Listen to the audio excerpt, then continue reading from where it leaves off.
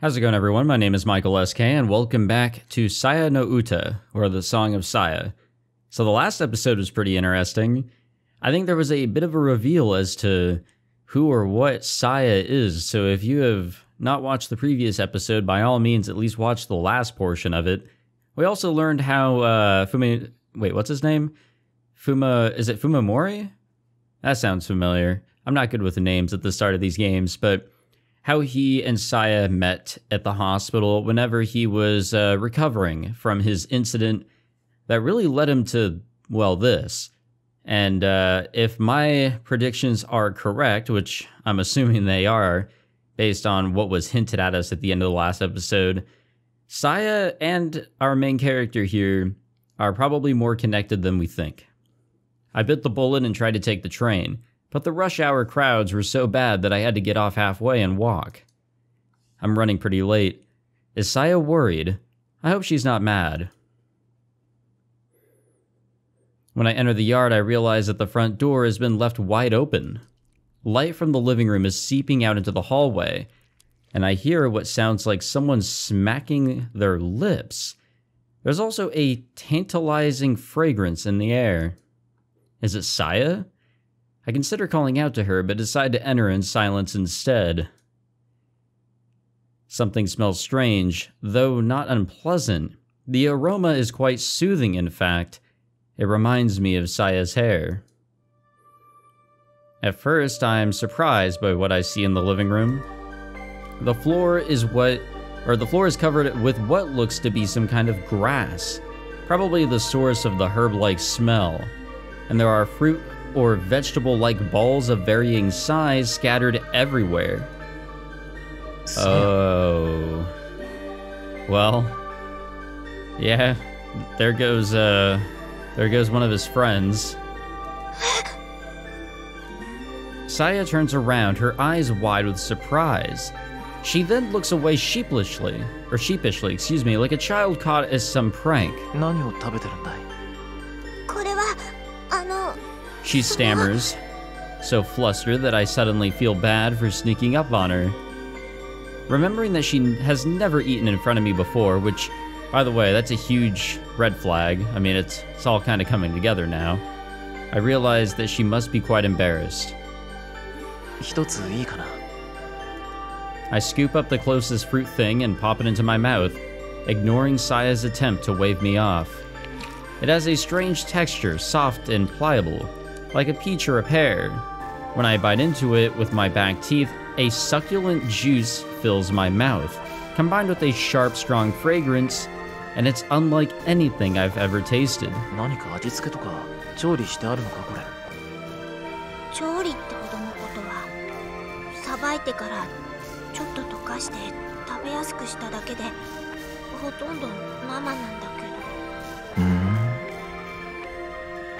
I pick up a different lump, this one consisting of fruity flesh around a hard core. Tearing a chunk off in my mouth, I find that it has a similar taste to the last one.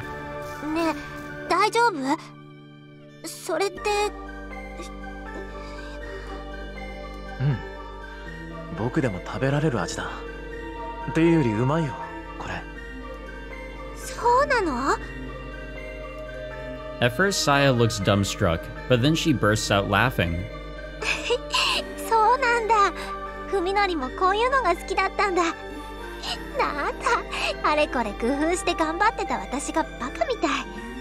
Okay, so we're all in agreement here that he's eating his friend, right? That's what this is. Obviously, from this perspective, though, not gonna look like it.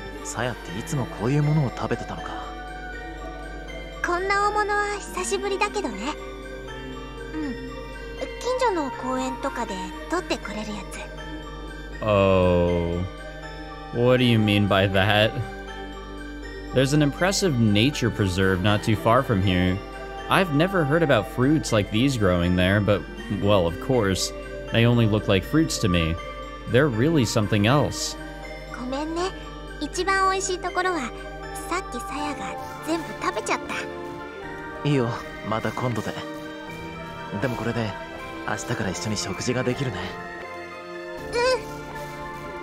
Saya seems really happy. I'm happy too, of course. Eating with someone is much more fun than eating alone, and it makes the food taste better too. まだまだいっぱいあるし、食べきれない分は冷やせば2、3日は大丈夫だよ。ちょっと味は落ちるんだけどね。じゃあ、早めに片付けておこうか。Sealing the small fruits in Tupperware and the large ones in pots and bowls, Saya and I store the remaining food in the refrigerator. Thinking of tomorrow's dinner fills me with anticipation. I feel that little by little I'm starting to regain the joy of living. Saya will guide me, and with her I can live on. Well, that's fucking horrifying. True Scary Stories, Hospital Edition. Oh yeah, here we go. Chapter 4, The Monster in the Hospital. A medical student relates his shocking experiences. Will you believe him or not? Strange things started happening at the hospital around the end of last spring. And it began with patients waking up in the middle of the night screaming. They all spoke of terrifying nightmares, and many of them had to be sedated. Some patients even transferred to other hospitals because of it. The weird thing was that they had all had exactly the same dream, A dream about some horribly disgusting monster staring down at them from their bedside. But the really strange stuff started happening after that. There used to be a lot of stray cats around campus looking for scraps from the students. Oh, okay. That's what Saya meant. One day the cats suddenly disappeared, and it wasn't that they'd stopped coming. It was more like they'd vanished from the area entirely. And then people stopped walking their dogs around. According to rumors, the dogs were refusing to go anywhere near the school. Eventually, things started going missing in the hospital. Organs, to be precise. Transplant organs kept disappearing from storage. People came close to losing their jobs over it. And it wasn't just 2 or 3 times that it happened. They tried to keep it from the students, but we heard it was a lot worse than that. People started saying that there was something living in the hospital. The janitors would find strange messes that could only have been made in the middle of the night, traces of something that had crawled down the hallway, or weird stains caused by something dripping through the ceiling. You would think that that would probably be enough to find this monster. It's obviously Saya. The late shift nurses talk about hearing strange noises on the same nights that patients woke up screaming. There's one last story, one you can never mention inside the hospital. One day, the what? Obstetrics? I don't know what that word is. Sorry, I am too inept for that. Department went crazy. Obstetrics? Let's go with that. They said that a newborn had oh no. Oh no! Okay, well now I know what department that is. If that were true, the police would have come and it would have been all over the news, but they say the big shots managed to make it all go away. It's just a rumor, of course. These strange incidents suddenly stopped toward the end of summer. Now there are almost no patients complaining of nightmares, and the cats have started coming back to campus. But still, what happened in the hospital that summer? Even now, just thinking about it gives me the creeps.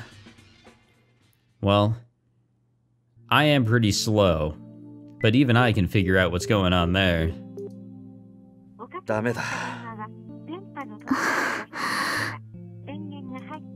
This is the 3rd day in a row that they haven't been able to get in touch with Omi.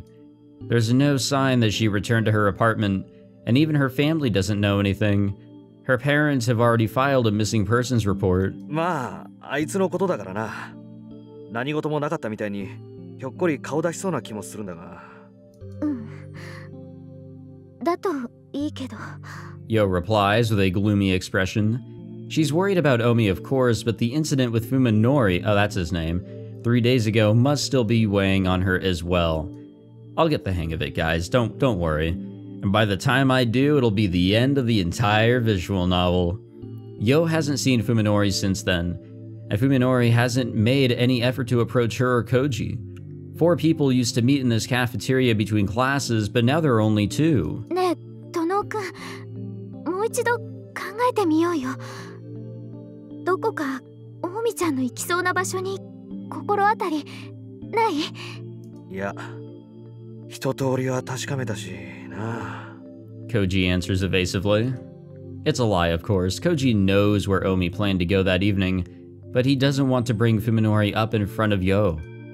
Their awkward silence is mercifully broken by the bells signaling the start of the next period. じゃあ、俺行くわ。Man, that is tragic. Unless Koji is mistaken, Yo is supposed to have class next period too, but she just sits there, staring off into space. Unable to come up with anything to say, he leaves the cafeteria reluctantly. But Omi's disappearance and Yo's depression worry Koji, and both problems lead back to the exact same place. Come on, game. 海のりは一体。 Sometimes it doesn't want to click whenever there's like a two-liner like this, I've noticed. And I have to click again. And that's where the hesitance with the game comes from, I suppose. Or something, I don't know. When Omi went missing, the first thing he did was question Fuminori. After all, the last time he'd seen her was just before she stormed off to give Fuminori a piece of her mind. Fuminori responded with unequivocal denial, and acted like he hadn't the slightest idea why Omi would have gone to see him. Perhaps that was only natural, as he was unaware that Omi and Koji had witnessed him reduce Yo to tears. Did Omi even make it to Fuminori's house? She had been riding a wave of emotion when she had left, and might have calmed down and changed her mind halfway there. Or perhaps she ran into trouble on the way? Koji concluded, or more accurately convinced himself, that one of these possibilities was the truth, subconsciously denying the one remaining possibility, that Fuminori was lying, that he had met Omi, and was involved with her disappearance. When questioned by the police, Koji told the truth about Omi's destination only up to the train station, maintaining that he had no idea where she'd planned to go after that. See, that's the problem.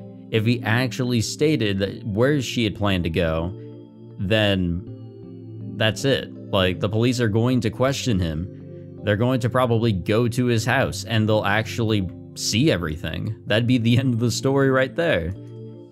He wanted to cooperate with the search, of course, but Omi couldn't have made it to Fuminori's house. Fuminori said so himself, didn't he? In that case, he told the police everything they needed to know. Not wanting to get the still fragile Fuminori involved, he forced himself to accept this flimsy logic.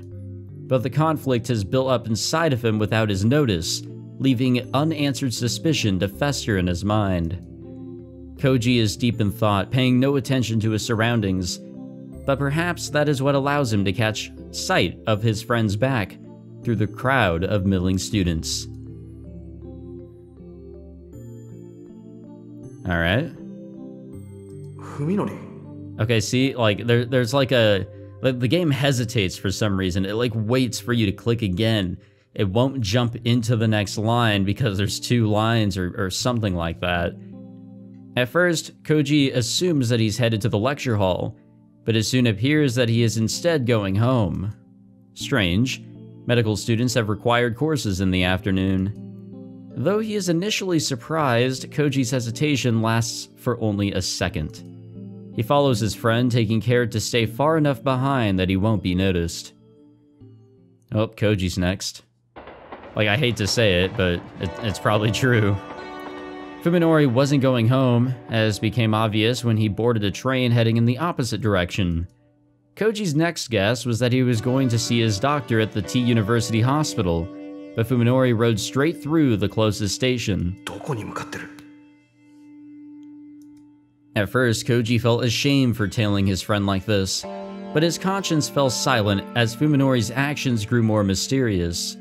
The stranger it gets, the closer Koji feels to discovering the truth behind Fuminori's sudden transformation.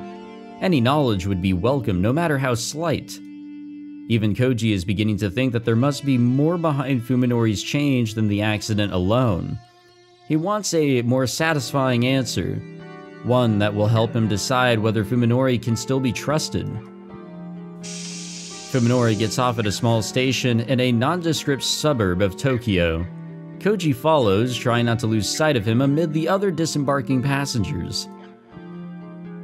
The area is quite desolate, with only a small bookstore, a convenience store, and a market in front of the train station. It is easy for Koji to keep Fuminori in view. This neighborhood was carved out of the Fuji Hills, and here and there remain steep inclines and wooded areas that escaped assimilation. Koji is amazed that such a quiet place exists less than an hour out of central Tokyo. Fuminori seems to know these streets. He moves quickly and purposefully through the suburban community, his eyes fixed straight ahead. Remember guys, if you're ever in an area where, it looks a little sketchy and all that you've never been to, and somebody comes up to you, always say and show that you have confidence in where you're going. Never state that you don't know where you're going or where you are, or never show that weakness. I actually don't even know why I was just told that. Before long, Fuminori reaches a house. Without ringing the bell or even knocking, he opens the door and vanishes inside, leaving Koji to wonder how Fuminori can treat the house as his own. After waiting to see if Fuminori comes back out, Koji approaches the gate and checks the nameplate. Ogai, it reads. Koji has never heard of anyone by that name among among Fuminori's acquaintances. Next, his attention is drawn to the thick wad of leaflets sticking out of the mail slot. This, coupled with the general dilapidated feel of the place, suggests that it has been abandoned for some time. He's working on his investigation of the old dock. A small playground about 2 blocks away provides an adequate vantage point from which to watch the front of the Ogai home. Fortunately, it does not appear to be the sort of house that has a rear exit. Koji settles down on a bench to begin his stakeout.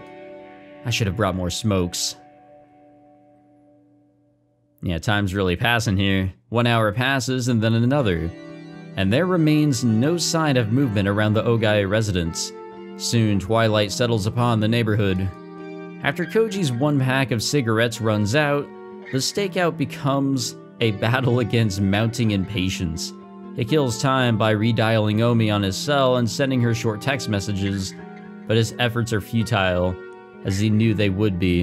And keep in mind, this is back in the day, so, those calls and texts, it's costing him money. When the sky begins to turn deep blue and the streetlights come on, Fuminori finally emerges from the house and heads back toward the station with the same hurried stride. After some brief consideration, Koji decides that right now, investigating the house is more important than tailing Fuminori. He rings the doorbell just to make sure, and after receiving the expected silence in response, he checks to make sure no one is watching and turns the doorknob. The door is not locked. Alright, well this suddenly got creepy. The moment he enters the house, stale air thick with mold and dust fills Koji's nostrils, It is the unmistakable smell of a house that has long lain untouched.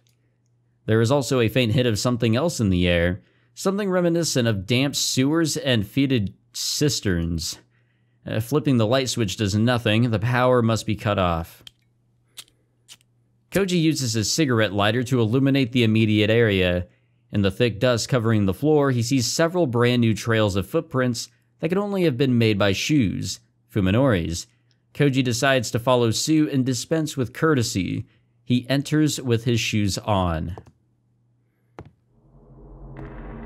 The lighter's flickering flame pushes back the deathly silencing gloom of the house. Koji is surprised to see evidence of life remaining. Everything from furniture to tableware and appliances. Nothing seems to be missing, The thickness of the dust suggests that the house has been empty for several months, which means that the owner must have left with little more than the clothes on his back. Could he have gone on a long vacation? The calendar in the den is still turned to April. Empty and silent, yet still exhibiting signs of the life that was once lived there. The house reminds Koji of a passenger ship entombed at the bottom of the sea.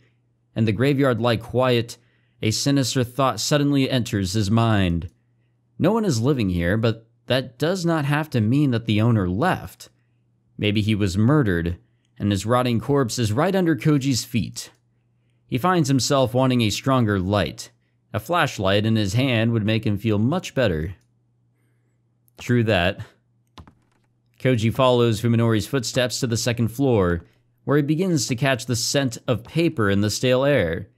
It is the smell of old books, instantly recognizable to anyone who has worked in an antique bookstore or library. The first room on the second floor turns out to be a study, its towering shelves packed with such a vast number of books that Koji fears for the stability of the floor. And as a medical student himself, he is able to discern at a glance that this study belongs to a medical professional, and a high-level one at that. Judging by the content of the books, a smorgasbord of technical volumes far beyond a simple student's understanding, in words that continue to throw me out there, man, holy shit. The owner's interests lie more with medical research than with clinical practice. Fuminori must have spent most of his time here. The scattered dust suggests that he was searching for something, and the contents of the desk drawers are in obvious disarray. A small pile of books stacked on the side table catches his eye. Being next to the desk, they must have been the most frequently read. Their nature could shed some light on the character of the person who worked here. Koji frowns as he examines the 3 books. Excuse me. These aren't scientific texts like the rest, but old leather-bound Western tomes like the sort you would find in a rare bookstore. The titles are meaningless to him. Trita de Chiffres appears to concern semiotics, but Ars Magna et Ultima is some kind of treatise on divination? And then there's, holy fuck, dude, Voynich manuscript, which looks like some sort of picture book, and when he pages through it, he finds the text utterly incomprehensible. Maybe it's some kind of cipher. Whatever they are, they clearly have nothing to do with medicine, refuting Koji's earlier guess that this Ogai was a doctor. Looking down, Koji suddenly notices the glint of something black and metallic underneath the chair. A pocket-sized flashlight, quite out of place among all these dusty books. Fuminori must have brought it in. Well, that'll help. With relief, Koji exchanges his lighter for the flashlight, and its tiny body emits a powerful white beam that casts away the darkness. His courage restored, he decides to explore the rest of the house. Oh shit. Koji notices something strange, something that was not visible to him with his lighter's weak flame. The slime. Dark, oily stains are everywhere. The stains are especially thick around the doorknobs and stair banisters, like someone grasped them with hands wrapped in greasy cloth. Looking closer, he sees places where slime was splashed low on the walls, almost as if a wet mop was running violently across the floor. Could Ogai have made these marks? If so, how? Koji begins to feel sick as he imagines a man shambling through the house with slime dripping from his body. Finding the bedroom next to the study, Koji checks the closet on a hunch. He discovers 2 empty suitcases, not what one would leave behind when going on a long vacation. A sudden chill runs through him. Whoever was living here is still somewhere inside the house. Suppressing the urge to flee, Koji goes back downstairs to check the first floor. If he finds a corpse, he'll have to call the police right away. He might get away with trespassing if he reports it first, but if they find the body later, it'll be awfully hard to explain his fingerprints all over the house. That's a true point, or a good point, and a true fact at that. The flashlight reveals the den to be covered in even more slime than the rest of the house. The sofa looks as though it was dredged from the bottom of a swamp. In the kitchen, Koji takes one look at the sink and decides not to get any closer. He doesn't want any more fuel for his imagination. He reaches the door to the bathroom. A common scene from TV dramas flashes through his head. A body with slit wrists floating in a bathtub full of water. And wasn't there a movie where a hitman disposes of his victims in a bathtub filled with lye? Koji braces himself for the worst and opens the door slowly, then shines his light into the ceramic bathtub that appears from the darkness like a white ghost. What will we find? Nothing. Oh, never mind. We found bones. A mountain of bones, black with dry flesh and blood. Koji puts one hand against the wall to steady himself as his legs threaten to buckle. Something is wrong, he realizes as he tries desperately to get his thoughts in order. The bones are too small, and there are too many of them. They aren't human. After taking several deep breaths to calm himself, Koji enters the bathroom and examines the tub. You know, this, I mean, there's always a lot of extra space in these CGs, but I don't like how there's a lot of top space and like, it's like a camera perspective looking up and allowing to see a little bit behind him. Like something's gonna pop up there. The bones are piled atop each other like fallen leaves. They appear to be from small animals, perhaps cats or dogs. Even so, the quantity is mind-boggling. How many bodies would it take to produce this many bones? The bones have all been separated from one another, so it doesn't look like bodies were just thrown into the tub and left to rot. Each bone is covered with deep grooves, marks left by teeth biting through flesh. Okay, I can see what's going on here. So, this is probably what's happened with Omi, I think is her name. There's probably some bones laying around somewhere in Fuminori's house. Meaning what she meant by melting, or whatever she said in the beginning here, is probably related to getting everything off of the bones, the meat, and everything else. Koji's sanity won't let him consider the possibility that a human could have done this. The owner of this house must have kept some sort of carnivorous animal as a pet, giving it the bones of small animals to eat and disposing of the remains in the bathtub. But why not dispose of the leftovers properly? They could have just been thrown out with the garbage. Or was there something keeping him from leaving the house? The relief Koji felt when he realized that the bones weren't human is once again under attack. In the first place, what the hell was Fuminori doing here? Oh, fuck. Shit, dude. That actually kind of spooked me right there. But I was right. I called it, didn't I? Koji whirls around, his light revealing Fuminori's expressionless face. 不法侵入だぞ、Koji。お前だって同じだろうが。Koji replies, barely managing to speak over the pounding of his heart. Honestly? That actually kind of got me too. I'm gonna be totally honest, like I was getting too immersed again, and I wasn't being on guard. Even so, I literally called it. I literally called that something could have popped up behind him. I guess I wasn't expecting him. Fuminori pushes past Koji and looks into the bathtub. He doesn't even flinch at the sight of the bones. 僕はこの家の人と知り合いなんだ。頼まれて探し物をしに来ただけさ。知り合いって、いつから？一体何者なんだ？ Koji doesn't want to believe that the old friendly Fuminori could have had contact with the denizens of this house. いずれお前にも紹介するよ。僕の恩人とも言える人だから。He says, turning to leave without even a glance at Koji. Probably not best to introduce him, to be honest. おい、Fuminori! Koji runs after Fuminori. His heart is finally beating normally again. お前まさか近頃様子がおかしいのはその知り合いっていうやつのせいなんじゃ。Standing in the entrance, Fuminori glares coldly at Koji over his shoulder. The utter lack of emotion in his eyes gives Koji pause. 僕の後をつけてきたんだね、Koji。Koji swallows. What can he say? そういうのは迷惑だ。二度とやらないでもらいたい。Fuminori walks away without another word, leaving Koji alone in the entrance. Up until this very moment, concern for his friend was still at the forefront of his mind. Now, however, that concern is swiftly giving way to a growing sense of dread. Does the Fuminori he knew no longer exist? Was the person who just stared Koji down an imposter wearing Fuminori's skin? Koji has begun to believe that it might be so. Wow.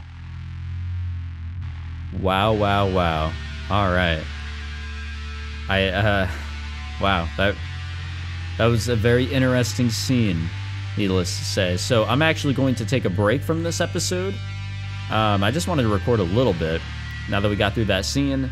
Tomorrow's me will pick this up right where we are at this moment. And we'll continue on for another 20-ish minutes to wrap this episode up. What a nuisance. Why does he insist on interfering? If he only spoke with me to exchange pleasantries, even I could bear it. But now he's sticking his nose into my business just to satisfy his curiosity. Koji is a perfect example of someone who thinks that it's always good to take an interest in other people's affairs. He probably thinks that he's doing me a favor by prying into my life. He couldn't be more wrong.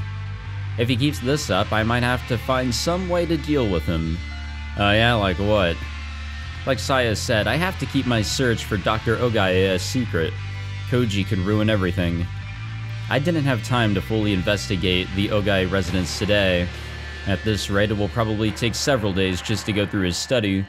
Yeah, you know what? I was thinking about that. How was he actually able to see anything properly in there? How was he able to search for anything when everything looks like this? Saya didn't believe that I'd find anything to help with the search, but I think there's still a lot to explore. Who knows what I'll discover? The problem is Koji. He knows about the house now. Will he make things difficult? Oh, Jesus Christ. Yeah, fuck that. Wow, yeah, you know what, Fuminori, you have it rough. A hair-raising voice calls as I'm about to pass through my gate. Suppressing a shudder, I put on a fake smile and turn to face the writhing mass of rotten flesh that is staring at me with bulging eyes.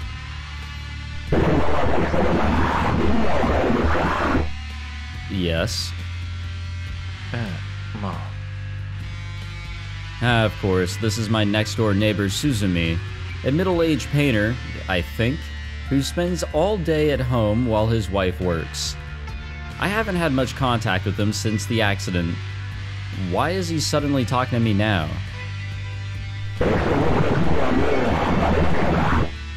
Hi. Okai-sama de.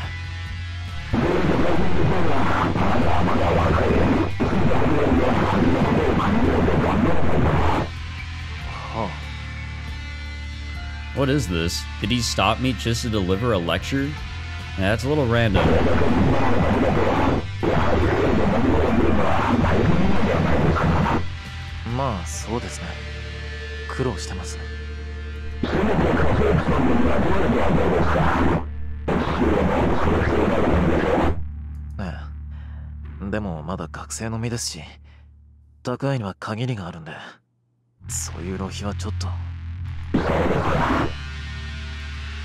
The flesh beast undulates foully.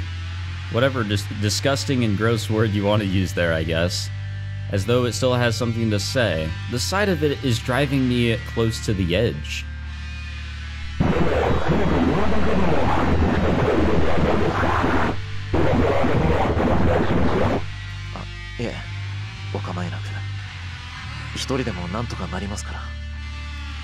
Now I get it, he's worried that the unsightliness of my house might diminish the image of his own. Damn snob. I flash a token smile and then retreat behind the safety of my gate. I can feel Suzumi's eyes boring into my back all the way to the front door. Why won't everyone stay out of my life? I just want to live together with Saya, alone where no one will ever bother us.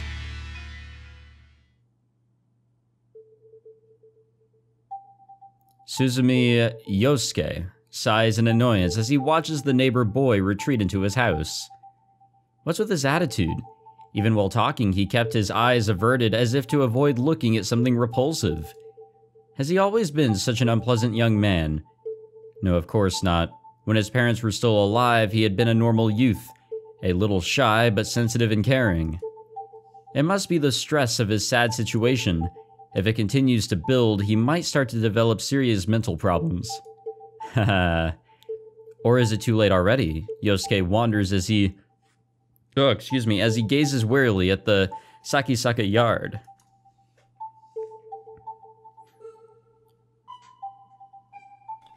Even during dinner, Yosuke can't shake the neighboring house from his mind. どうしたのあなた。難しそうな顔して。Yeah, this is just one of those things that's gonna happen, you know? This guy's probably next. 今日ね、隣の家の息子に会ったよ。お隣のって、文則お兄ちゃ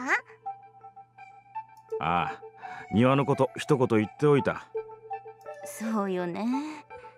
せめてあの匂いだけはどうにかしてもらいたいわよね。The stink coming from the Sakisaka house grows worse each day, and the Suzumi family is at its wits' end. あの草むらの中に死んだ猫でもいるんじゃないかしら。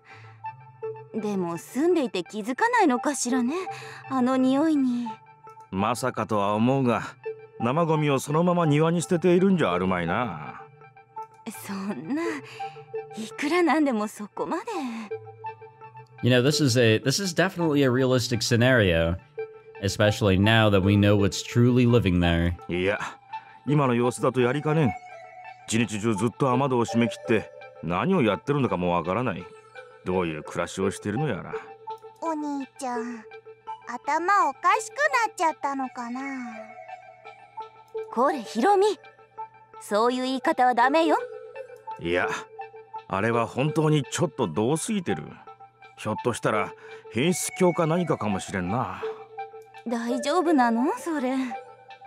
早く自覚して医者にでも言ってもらわんことにはなんともな。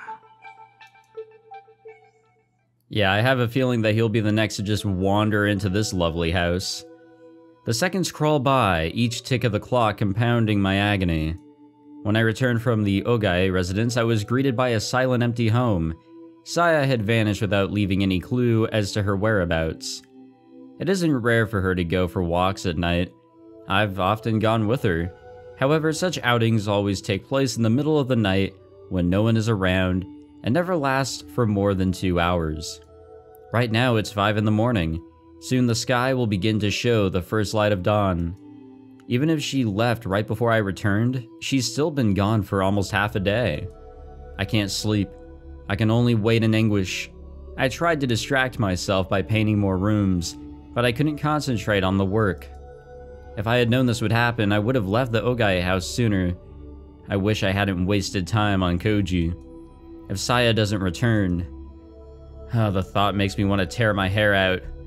After its long absence, the terror of true loneliness is too much to bear. At last, the cowbell chimes... Oh, Jesus, fuck, okay. The cowbell chimes and Saya's long-awaited "I'm home" rings out from the bottom of the stairs. As I jump out of my bed in relief, all the stress that has built up through the night is released in a wave that threatens to sweep me off my feet. 疲れた。やっぱり往復すると遠いな。Saya sighs as she climbs the stairs. さや、一体どこに？ My question trails off as I notice the thick bundles of paper that she's carrying under her arms. それは？文則のカルテとか手術の記録。今日は古巣の病院に行ってきたの。Saya drops her bundles on the floor, sending papers flying everywhere, and then pulls her favorite cushion over and collapses into it, stretching luxuriously. こんな夜中に T 台から歩いて戻ってきたのか。ごめんね。本当はもっと早く帰れると思ってたんだけど、調べ出したらキリがなくて。She says, skillfully gathering the scattered papers together. 結局全部持ち出してきちゃった。ああ、重かった。Maybe it's just the exhaustion, but I'm not understanding a word Saya's saying. だから、そんなもの持ってきてどうするつもりなんだ？どうするって、もちろん調べるのよ。うちで時間かけてじっくり。She replies, holding one MRI photograph after another up to the light. You know what? I understand why she would want to study these. You know, meeting somebody that actually doesn't see her as a monster. これは要チェックかな。あとは、そなんだ。Alright. なんだかな。 At first, I think she's just playing around, but the occasional mutters of all that she just said, and the like as she separates photos into a growing pile beside her, make me think that this might not be a joke after all. 君、わかるのかこういうの。パパにいろいろと教わったから。なるほどね。そういうこと。She flashes me a grin and then returns to the papers. これじゃいつまで経っても直せないよね。直せないのか。人間のお医者さんじゃね。I can't tell if she's being serious. 私でもまだちょっと難しいかな。いろいろと試してからでないと。She says offhandedly, even as her hands continue to shuffle papers. Yeah, the comment of how she learned everything from her father really, we're really seeing a lot of things that she's saying under a new light here, huh? But she said that offhandedly, shuffling the papers. Watching more closely, I realized that her eyes are scanning each page rapidly. So rapidly, in fact, that I was unable to notice it at first. Could Saya actually be reading my charts? なあ、さや。She answers coolly, looking up from the charts. 今日はもう疲れたし、寝ないか。ふみのりがそうしたいならそうする。 Saya replies with a grin. Saya tosses aside the papers she was sorting and then leaps on me and begins to tear off my clothing. おい。 Oh, it's this again. ねえ、寝る前に一回だけ。ね、いいでしょ? Just once before bed? What's this once? Contrary to her appearance, Saya's appetite for sex would put any adult to shame.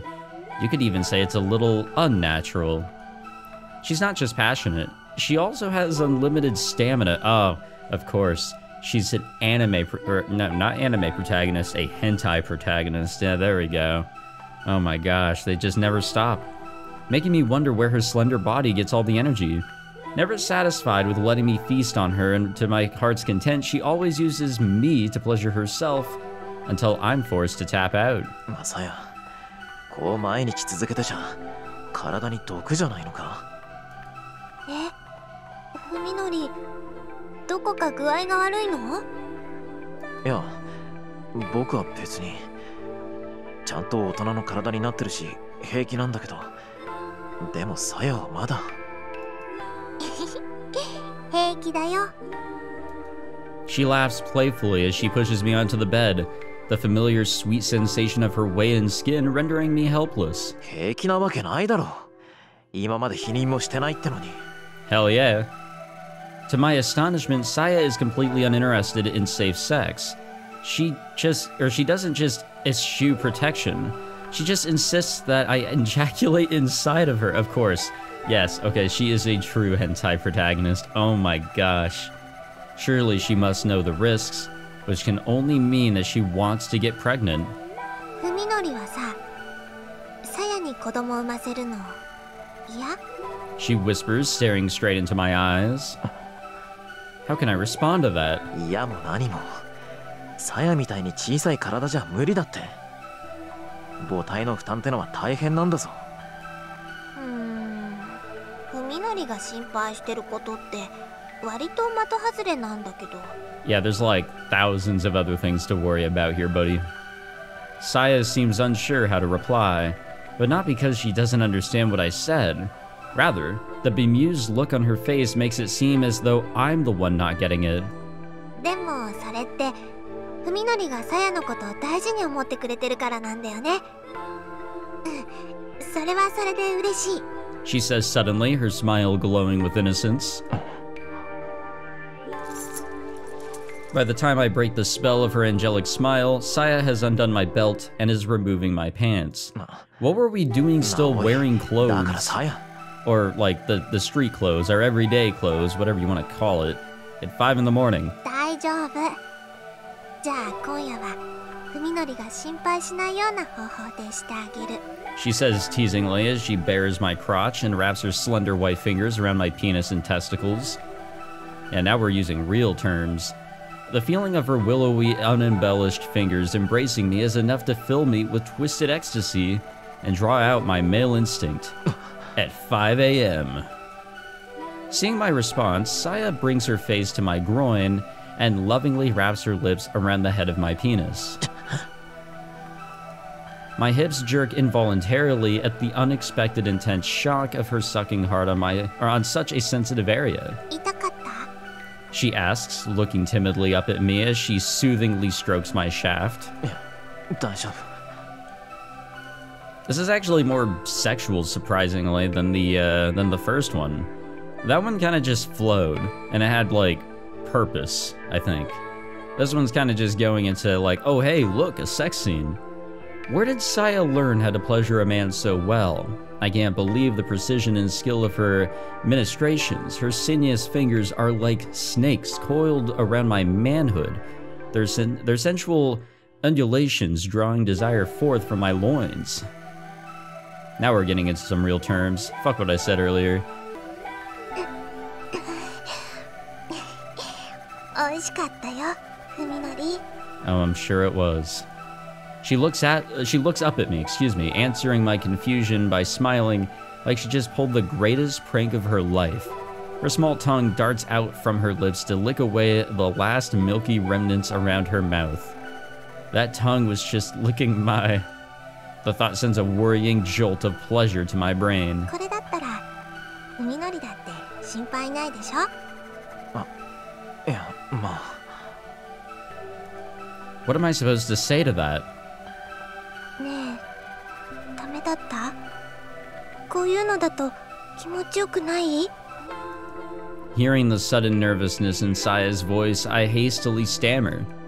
そんなことない。十分に良かった。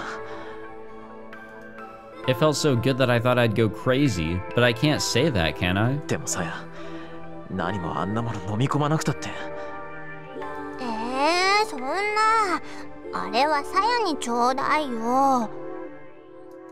Suddenly distraught, Saya clings to me like a child who's just had her candy stolen. ふみのりのは一滴だって残さずに欲しい。さやの中に出して欲しいの。 Yep, she is a hentai protagonist, confirmed. 中に。 Doesn't matter what sort of creature she may be, it's just true. So Saya really does want to bear my child.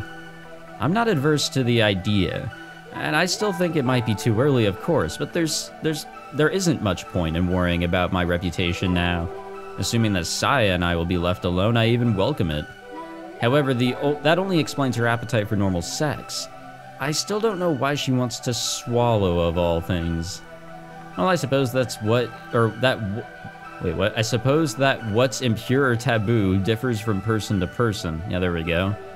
And I can't simply apply normal values to Saya. ふみのりは嫌? She gazes up at me pleadingly. How can I resist? 嫌なんかじゃないさ。さやさえそれでいいのなら、僕だって。 Saya smiles with relief and burrows her contentedly into my chest. And burrows contentedly. There we go. ふみのり。 I'm really fucking myself in the ass here. She purrs softly. With her body draped over mine, I became even more aware of how light and delicate she is. Can this tiny girl and I really live as husband and wife? I feel a pang of self-loathing at the question, how can I still be afraid after all that's happened? Saya's feelings are so earnest. How can I not accept them? I need to resolve once and for all to get myself of the useless trappings of morality. Saya and I are all that matters. There's no point in worrying about what others think anymore. Although I suppose I should still talk to Saya's guardian, of course. I need to find Dr. Ogai as soon as possible. By the time I drift to sleep in exhaustion's comforting embrace, all doubts about Saya's actions have vanished from my mind. Whatever the case, all that matters is that she's returned to me. As all things should be. Or something like that, I don't know. We're going back to Suzumi Yosuke. Alright, yeah, see, I'm calling it now. He's next to die. Okay, we will finally end this episode. Good thing nothing gross happened in the second half, because, yeah, I went and ate before this this recording session. This being a 2 recording session episode. I recorded yesterday, ran out of time, and recorded the final bit here. So really happy that eating before this didn't turn out to be a bad idea, though I should really be cautious. Just throwing that out there now. Well, thank you all for watching this episode. It was pretty interesting, needless to say. Curious as to, well, what happened to Dr. Ogai. I think that's like the big thing here, and the missing link that will explain a lot of things. How Saya came to be, and I'd say that there's a huge connection as to what is wrong with Fuminori. And I feel like this might go into a direction of there may be a way to cure Fuminori, but then he will no longer be able to see Saya the same way that he used to. He returns to humanity, but he loses the one he loves. I feel like it's going in that direction. So that's my next prediction. I could be totally wrong, and Saya could just be evil and, you know, just fuck everybody, including Fuminori. I don't know. There's still a long way to go, so we'll keep at it. But yeah, thank you all for watching this episode. If you enjoyed, be sure to leave a like, subscribe, all that fancy jazz, and I will see you all in the next one. Take it easy.